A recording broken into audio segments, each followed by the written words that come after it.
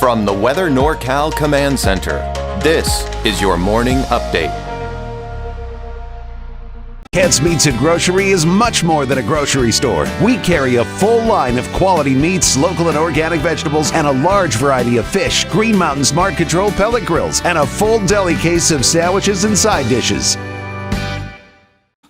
Good morning, everyone. Those clouds yesterday morning, they were pretty pesky. It wasn't until around midday we started to see those clouds begin to really part ways. We eventually got to see those sunny skies as expected, but again, it took a little bit longer than expected. We eventually did get to see those mainly sunny skies, and of course, yesterday some beautiful weather is what we saw here through the afternoon. Just take a look at your Krueger's Quickcast for your Thursday, May 7th, starting off with that Skeeter meter. On a scale of 1 to 5, it is a 1.5, so nothing terrible yet, but we've got to do everything we can here in the weeks and months to come to make sure that we take care of any standing water where they like to breed. Out the door this morning, we do expect to see mainly sunny skies, although still that fog and low clouds along many areas along the coast. Now, we do have high pressure building in. It's getting stronger and stronger. We've got a gradual warm up in our temperatures over the next several days, and it will really peak sometime around early next week. Taking a look at futurecast, some afternoon clouds developing in the mountains, but otherwise mainly sunny skies and dry conditions. But still, those low clouds, that marine layer hanging out on the coast throughout a good portion of the day. Winds picking up later this afternoon, nothing terrible, but coming in from the south for the valley at about 15, maybe 20 miles per hour, and from the northwest and the west out towards the eastern mountains. So for today, we're talking temperatures mid-80s. Some of us make it into the upper 80s for some of the warmer spots in the valley. Otherwise, 70s and 80s for the mountains and low 60s for the coast. Tonight, we're dropping down to the upper 50s for the valley. We're getting that time of the year where the overnight lows aren't quite as cold. We're getting into those warmer summer nights, although it's not summer yet. Taking a look at that 7-day outlook for the valley, I still think we could quite possibly see 100 degrees, but now it's looking more like sometime around early next week. And that's at least for the valley, right? Of course, not the coast. You're talking mid-60s. Low 90s, though, for places like the inland areas, and even some mid-90s in Trinity County. For Siskiyou County, probably somewhere in the mid to upper 80s, as well as Modoc County, and maybe some upper 80s to low 90s for places like Susanville. So your headlines: warming trend the rest of the week. Valley highs in the mid-90s by the weekend, peaking near 100, if not right around 100 degrees by around Monday, Tuesday. But then we should start to see temperatures begin to slowly drop after that. Let's get into that deeper dive forecast. And starting off with the satellite image here, we do have that area of high pressure that's really starting to build in. You can clearly see that arc in the clouds right here. Now, we do have these disturbances off to the west. They will be broken apart. They will ride up and over that ridge as that ridge continues to build and get stronger. So unfortunately, it's just not going to bring us any rainfall anytime soon. So through the afternoon today, of course, we are looking at some of those clouds that we are going to see develop in the afternoon for the mountains. Otherwise, yeah, you've got that marine layer along the coast. Those clouds dissipate for at least the higher elevations, but Friday, yeah, a few afternoon clouds once again. That marine layer may actually break apart a little bit here over the next couple of days for the coast, but still that marine layer may be sticking around on Saturday. You see it really makes its way into some of those inland valleys as well, and again, maybe some afternoon clouds developing in the mountains. But bottom line is dry, mainly sunny with the exception of that marine layer along the coast, and warmer than normal temperatures. Of course, we're talking about this warming trend over the next several days and really going into next week. That's all thanks to this right here. That high pressure is building in. So we go into the weekend. Temperatures will be noticeably warmer. We're talking mid-90s on average for the valley. Now, this is going to start to kind of nudge northward, but a little bit more to the east. But it still could be looking at temperatures at the very least upper 90s for Monday, Tuesday. Could we touch 100 degrees? It's going to be borderline, folks, borderline. But any way you look at it, it is going to be hot, especially this weekend into early next week. Now, I'm going to say the word hot. I posted on social media yesterday, and I used the word hot. Someone actually commented it's going to be warm, not hot. Stop sensationalizing it. I didn't realize the word hot is a sensational. You get the word, you get the idea. I didn't realize hot, sensationalizes the heat? I didn't know that. I guess I learned something new. Okay, it's hot. All right, upper 90s, I'm sorry, but that's hot as far as I'm concerned. You may disagree, but that doesn't mean I'm sensationalizing it, folks. All right, enough. I'm off my high horse.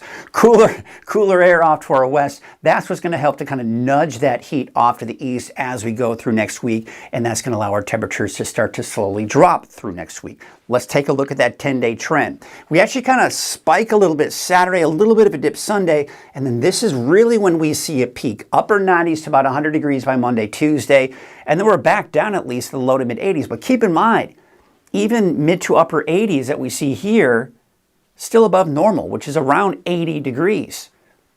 All right, so rain. We haven't seen, now that most of the rain has pretty much passed, we do have a chance for some rain down the line, which we'll get into here in a second. But I just wanted to show you where we are for the season. As you know, or may not know, the season starts October 1st and then into the end of September the next year. That's the rain season for California. So look at Redding. For the most part, the valley is right around or just above 100% for the season. So overall, for rain, we're still doing okay, all right, at least in the valley. But look at the coast. The coast didn't actually fare as well this year. So far, look at Crescent City, only 75% of average, 87% of average for Eureka, and, you know, barely below 100%, so not terrible for Mount Shasta City and Alturas, but you get the idea. These percentages are beginning to drop because we're starting to see less and less in the way of rainfall. And really where we're hurting the most, we've been talking about this really even all winter long, the snowpack. The snowpack has not been that great. Look at these percentages. Single digits for Northern Sierra. Gets a little bit better, you see, as you head down to the south here. But the snowpack, it is hurting. So that is kind of that last little stretch of melting that can help fill up those reservoirs. So the reservoirs are doing okay. Let's take a look at that. We are still over 100% for all of our reservoirs, Shasta, Trinity, Oroville. But we are beginning to see signs. In fact, it's been a while, but we're starting to see that drop. This has been dropping slightly as well, but still that little increase out towards Lake Oroville. So water-wise, it's looking okay. Snowpack, not so much. The good news is, yeah, I mean, looking down the line here, there's potential for maybe some wet weather by the middle of the month and maybe a little shortly after that as well. At this point, I'm not seeing anything significant, but at least a chance for rain nonetheless. We'll certainly keep a close eye on it. Nothing guaranteed at this point. And when we look at the wave heights, they are dropping over the next 24 hours or so. So no need to worry about any small craft advisories or anything of that nature if you need to be on a small boat. But there's going to be some of that patchy morning fog today with those northwest winds at about 5 to 10 knots. All right, so let's take a look at your neighborhood forecast sponsored by Dignity Health and Grange Co-op. Again, these temperatures are ticking upward. We're in the mid-90s for Weaverville and Trinity County in general by Monday, Tuesday. This is the peak of the warming trend. We should start to see the temperatures begin to tick downward as we go into Wednesday, Thursday, Friday of next week. For the coast, obviously not as dramatic. We're talking mid-60s by Monday, Tuesday, and even Wednesday. For the inland areas, you're going to be somewhere in the low 90s Monday, Tuesday, and again, that gradual drop in the temperatures starting Wednesday, Thursday of next week. For Siskiyou County, temperatures ticking upward. I'm expecting mid to upper 80s by Monday, Tuesday. For Modoc County, probably mid to upper 80s there as well for Monday, Tuesday. But for today, upper 70s to about 80. For the Eastern Mountains, you're probably going to be around, say, 90 or so for places like Susanville. Susanville tends to be one of the warmer spots for the Eastern Mountains. There you can see your valley neighborhood forecast to the south. And not bad today, right? Mid, maybe some upper 80s for some of the warmer spots. We look at that 7-day forecast for Chico. I mean, we're talking about 100 degrees, give or take, Monday, Tuesday.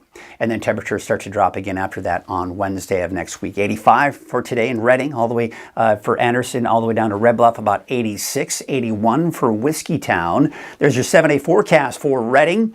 And temperatures upper 90s to about 100 degrees, especially by Tuesday. That's going to be looks to be the warmest, and then temperatures start to drop after that. All right, I'll have your latest update at noon. Until then, have yourselves a great morning. When you see flashing lights, someone's life depends on us. And while we're out helping crash victims, we need your help to keep us safe. Move over, slow down, It's the law. It protects everyone.